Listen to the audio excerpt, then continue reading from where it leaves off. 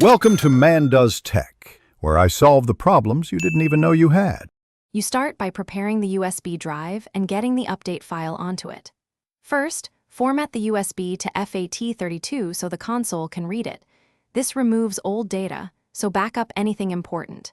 Next, copy the official Xbox 360 update folder structure exactly as provided. Make sure the file size matches what you downloaded.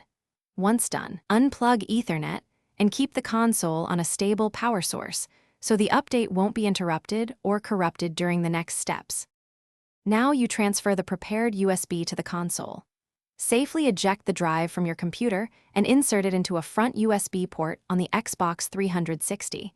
Using a front port reduces connection issues. Close any running games and shut the console down fully, then power it back on with the USB connected. You'll see prompts or the console will automatically detect the update. Follow the on-screen instructions. Make sure you do not remove the USB while progress indicators or installation messages are displayed.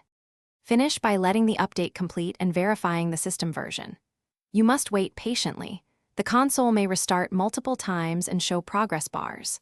Once finished, go to Settings, then System, then Console Settings to confirm the new version number. If the console doesn't boot or the update fails, power down, remove the USB and try reformatting it to FAT32, use a different USB stick, or re-download the update file. That one troubleshooting step fixes most problems quickly. Thanks for watching. If you found this helpful, don't forget to like and subscribe.